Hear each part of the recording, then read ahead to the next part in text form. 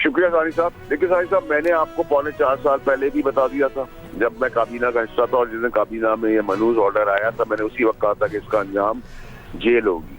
یہ ایک straightforward open and shut case تھا. این سی اے سے جب مذاکرات کرنے شہزاد اکبر صاحب گئے ہیں ملک سے باہر, تو بھی کابینہ کو نہ پتا تھا نہ اس کی کوئی اپروول تھی. سب کچھ کرا کے آ کر جب یہ ایجنڈے کا حصہ بھی نہیں تھا اس دن اس کو زبردستی بلایا گیا, لایا گیا, سیل اینولپ کو سائن کروایا گیا. این سی اے نے کہا پاکستان کا پیسہ ہے. آپ کیا کہتے ہیں, ٹرانسپیرنسی انٹرنیشنل نے کہا یہ پاکستان کا پیسہ ہے, اس پہ کرپشن ہو رہی ہے. اس کے بعد جو فوائد دیے گئے وہ آپ کے سامنے ہیں. 460 بلین دینے تھے ہائی کورٹ میں, سپریم کورٹ میں. یہ مثال کے طور پر 100 ارب روپے الگ سے تھے, یعنی کہ 560 تھے, لیکن اس کو ایڈجسٹ کرایا گیا, 360 ہوا. 100 ارب کا نقصان ہوا پاکستان کو. اس 100 ارب کے لگے گا کوئی بھی کاروباری 8-10 ارب دے گا, وہ فائدے اٹھائے گئے. اور عمران خان صاحب 2018 سے پہلے بے ایمان چور نہیں تھے. جمائمہ صاحبہ سے $1 لے سکتے تھے, اپنی طلاق کے ٹائم پہ نہیں لی انہوں نے.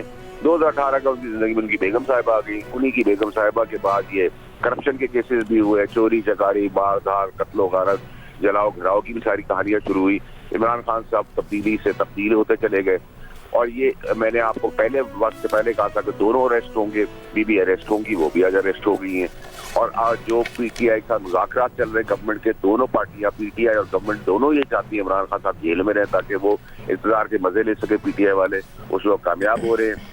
جو ٹی او آر جو چیزیں بتائی گئی ہیں وہ نان اسٹارٹر ہے, میں نے پہلے آپ کو بتا دیا تھا. اب یہ مذاکرات رک جائیں گے. کل یہ تاثر دیا گیا کہ فوج کے ساتھ بات ہو گئی ہے, مثبت ہوئی ہے, اور میں نے کہا تھا مثبت اور مصیبت میں صبح تک کا فرق ہے.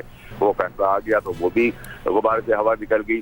جس فوج کی کل تک تعریفیں ہو رہی تھی, آج سے اس فوج کی پھر بیشنگ شروع ہو جائے گی. وہ آپ دیکھیں گے. 9 مئی کے واقعہ انہوں نے کہا کہ فوج نے ڈرامہ کیا تھا. گنڈا پور صاحب نے آگے کہا میرے بندے تھے, میں ان کو اون کرتا ہوں, انہوں نے ریڈ لائن کراس کی, ان کو سزائیں دیں. وہ ابھی ایڈمنسٹریٹو کورٹ ہے. اور 20 جنوری کے بعد ویسی ٹرمپ کارڈ کی ہوا نکل جائے گی, اس میں بھی ان کو مایوسی ہوگی. ہائی کورٹ میں جب یہ اپیل میں جائیں گے تو ان کو مزید مایوسی ہوگی اور یہی برقرار رہے گی سزا. تو اب تو مشکلات کا دور چل رہا ہے اور چلتا رہے گا. اور اس کے علاوہ بھی مزید کیسز ہیں. اور جو وزیر اس ٹائم کے آج پریس کانفرنس کر رہے ہیں, یہ وزراء بھی اندر خانے اپنا نام نہ ڈسکلوز کرنے کے شرط کے اوپر عمران خان صاحب کے خلاف شہادتیں دے کے آئے. یہ بھی میں نے آپ کو آج بھی بتایا اور اس سے پہلے بھی بتایا تھا.